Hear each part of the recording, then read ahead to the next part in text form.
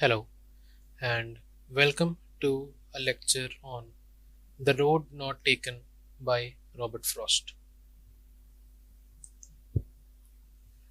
Robert Frost, one of America's most celebrated poets, is renowned for his evocative verse that captures the essence of rural life, human struggles, and the complexities of existence.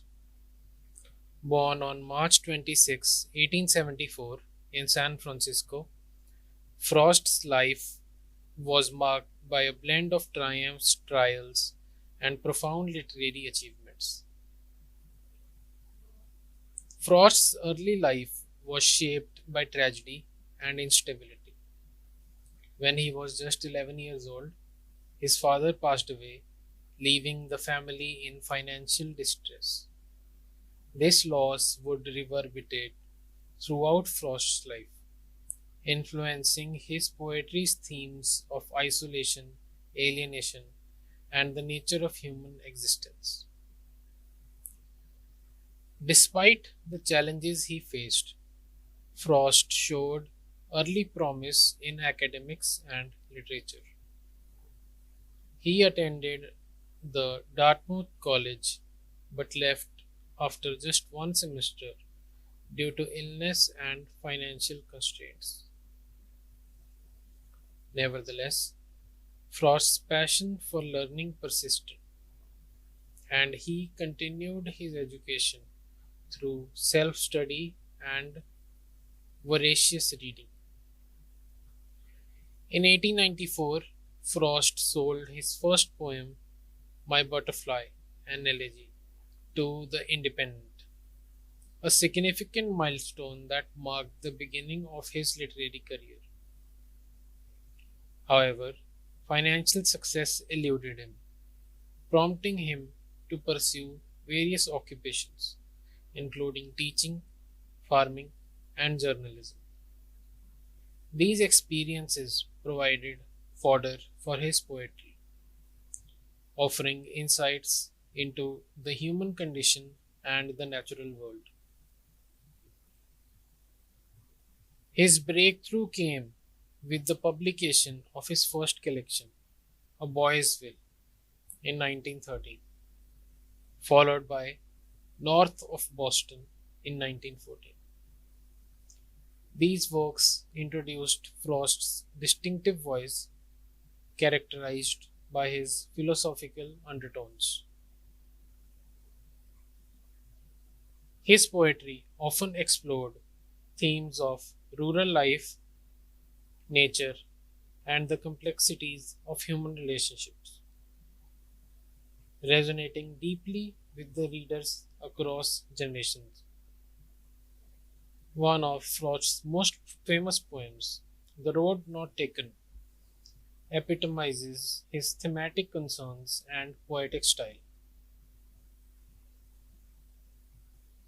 Through the metaphor of a diverging path in the woods, Frost reflects on the choices and uncertainties that define human existence.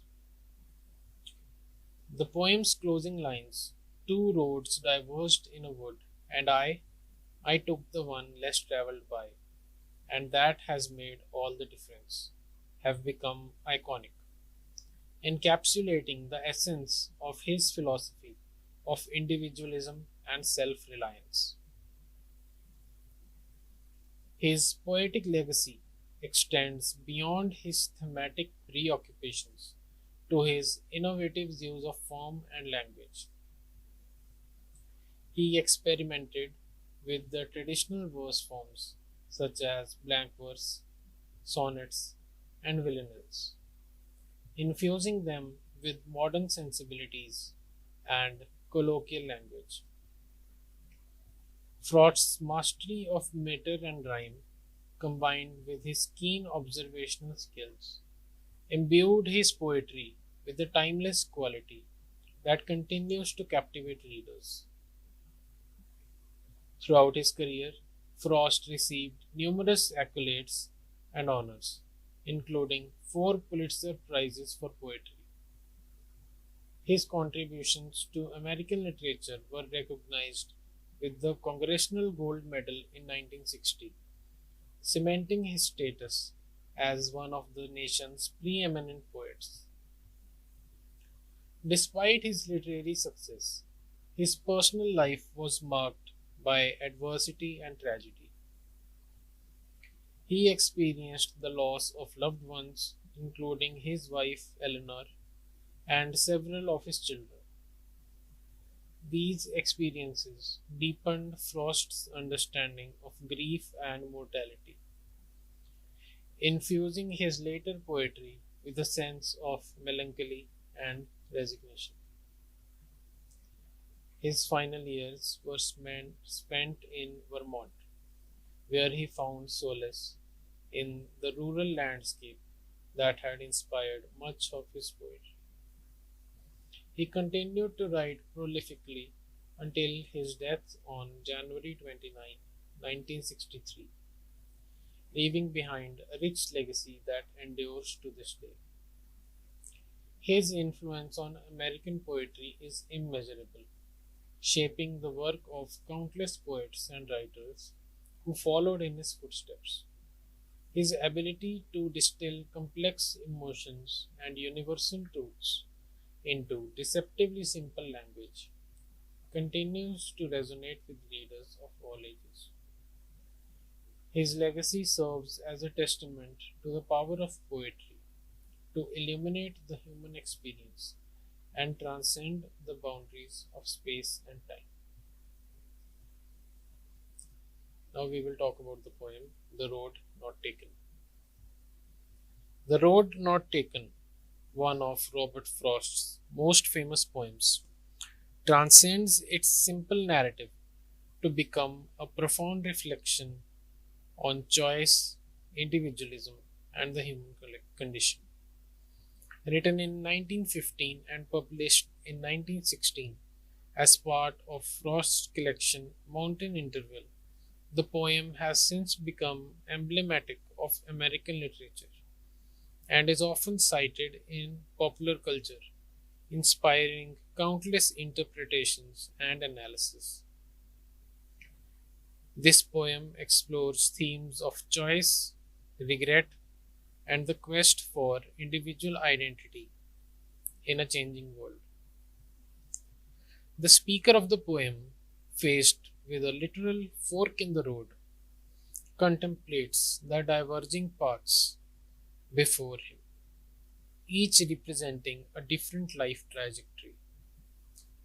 The decision he makes to take the one less traveled by is often interpreted as a metaphor for the pursuit of individuality and non-conformity, a sentiment resonant with the ethos of American self-reliance and independence.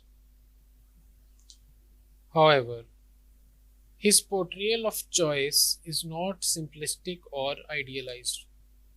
The speaker acknowledges that both paths are equally one, suggesting that life's decisions are more often ambiguous and nuanced than they appear. Moreover, the poem's closing lines, "I doubted if I should ever come back," hint at the lingering uncertainty and regret that accompanies every choice made. In interpreting The Road Not Taken, it is also important to consider his own life experiences and philosophical outlook. Frost, who was known for his rural upbringing and close connection to nature, often explored themes of isolation, alienation, and the human struggle for meaning in his poetry.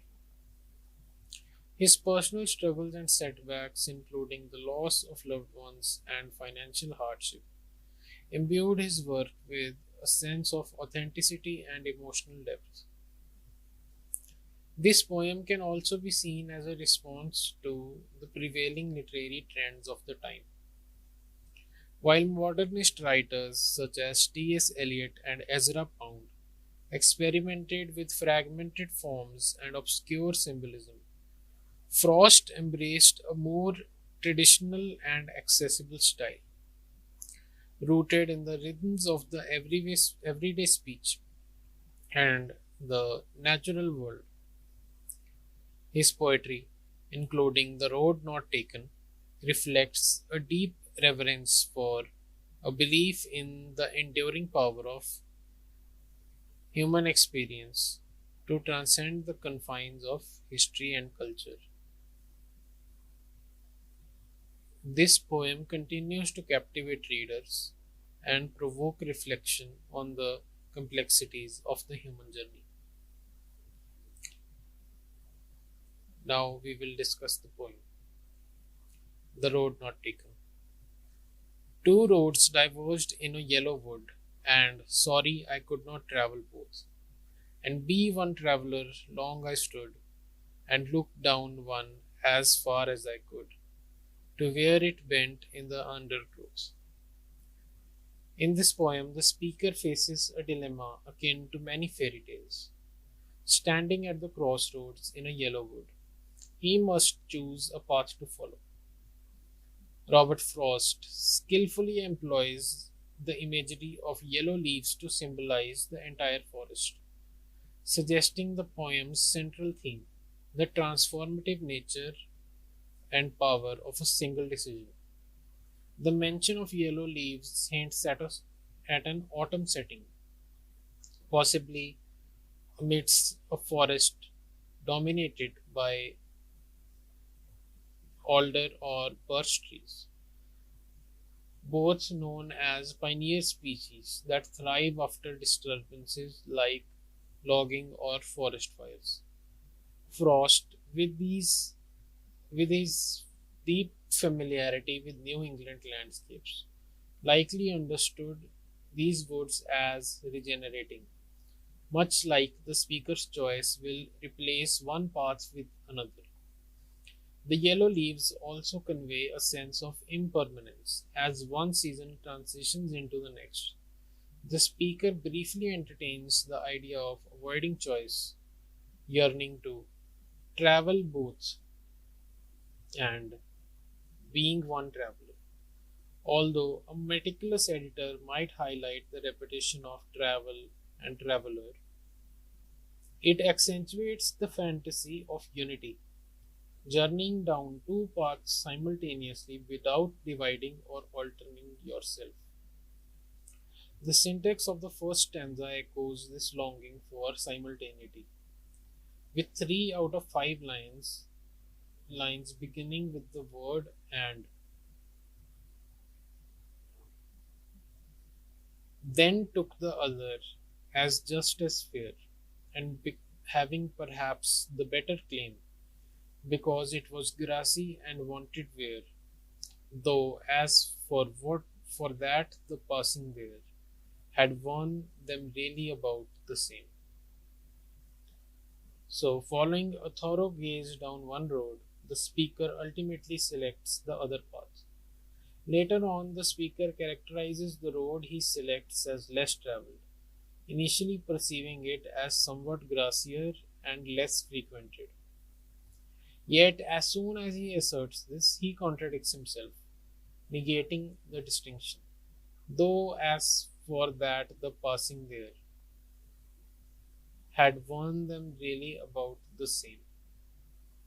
The poem initially presents itself as a contemplation on choice, yet it's suggested that the speaker acknowledges the decision as a matter of impulse, impossible to articulate beyond labeling the choice of this road as having perhaps the better claim.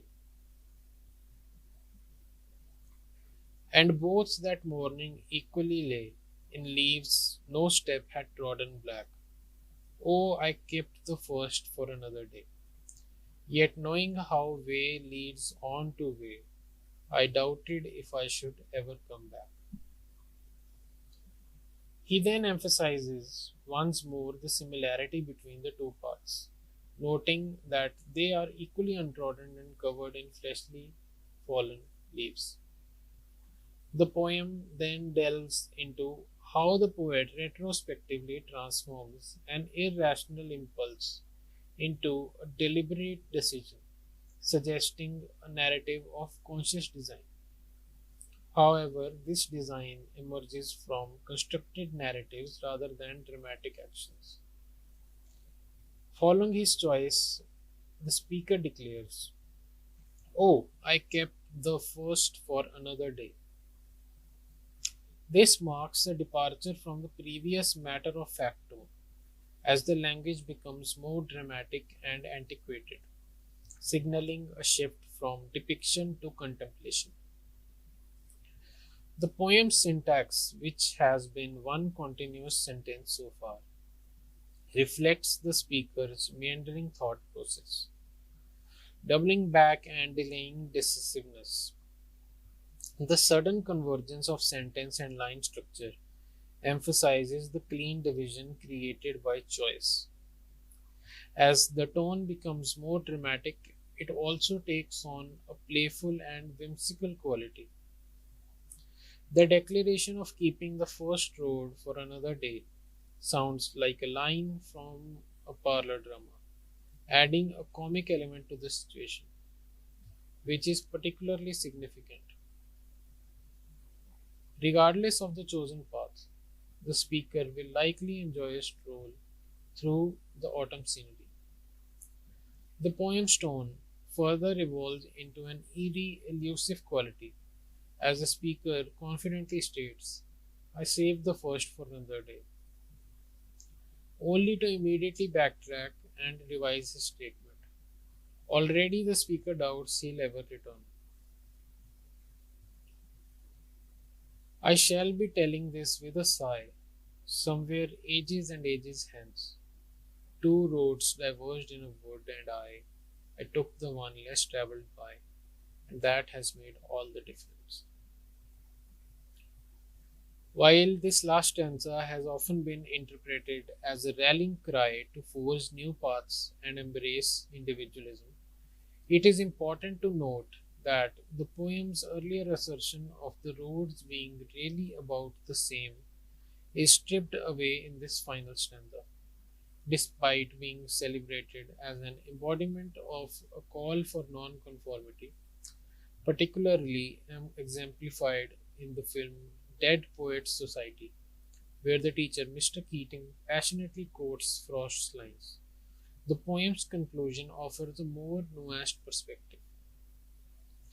Rather than glorifying individualism, the last stanza serves as a cryptic and ironic reflection on how humans construct narratives out of confusion and impulsiveness. Once again, the language employed in the poem takes on a stylized, archaic quality reminiscent of fairy tales. His assertion that he will recount the story somewhere ages and ages hence presents a reversal of the typical fairy tale beginning, long, long ago in a faraway land. As the poem progresses, it suggests that our ability to shape events stems not solely from tangible choices made in the material world, such as standing amidst autumn birches, but rather from our mind's capacity to fashion the past into a particular narrative. Despite the assertion that the roads were essentially the same and the speaker's decision was guided by a vague impulse, the poem underscores the significance of assigning meanings, which ultimately defines our understanding of the past.